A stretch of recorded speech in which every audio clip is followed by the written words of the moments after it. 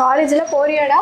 ஏதோ போயிட்டு இருக்கேன். அதான் அதுக்கு மாமா ஏப்ரல் இது ஈவெண்ட்னு சொல்லி சொன்னாரு. ஓ ஆ, அதே ரெடி ஆனான்னு தெரியல. அவங்க ரெடியாகாம விட்டு உனக்கு இருக்கு அப்புறம். அக்கா ஹாய். இன்னும் ரெடி ஆகலையாக்கா? என்னக்கா நீங்க?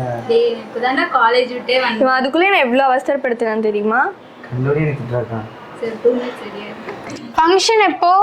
ஏப்ரல் 6 ஃபங்க்ஷனு, கொஞ்சம் சீக்கிரம் ரெடி ஆகுங்க. ஓ அப்படியா? வா மாப்பிள்ள உட்காரு. இன்னும் மாமா ஏப்ரல் 6 ஏதோ ஃபங்க்ஷன். ஆமா, 2000 பேர் ஆடுவாங்களா? ஏப்ரல் 6 வந்து 16,000 பேர் வந்து கின்னஸ் ரெக்கார்டு பண்ணவங்களில் 10,000க்கு கம்மி இல்லாமல் வந்து கண்டிப்பாக ஆடுவாங்க. எல்லா கொங்கு மண்டலமே திரண்டு அன்னைக்கு வரப்போகிறாங்க.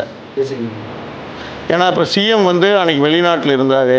அப்போ நம்ம பொதுச் செயலாளர் வந்து போய் சிஎம்மை பார்த்த அன்னைக்கு இந்த அவங்களெல்லாம் பாராட்ட தெரிவிக்கணும்னு சிஎம்ஏ விருப்பப்பட்டு சொன்னார்.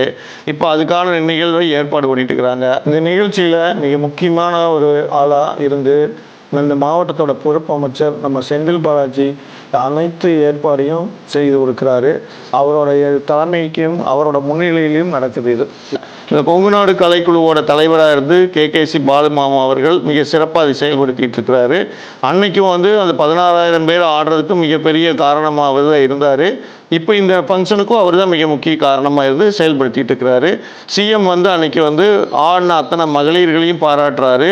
அதாவது இதுக்கு ட்ரைனிங் கொடுத்த அத்தனை ஆசிரியர் பெருமக்களுக்கும் அவர் கையால் பரிசு வழங்குகிறார். பண்றாங்க கண்டிப்பாக. நாங்கள் எல்லாரும் குடும்பத்தோடு கிளம்பிட்டோம். நீங்கள் எல்லாரும் குடும்பத்தோடு வந்துடுங்க. சரி வாங்க, நம்மளும் போகலாம்.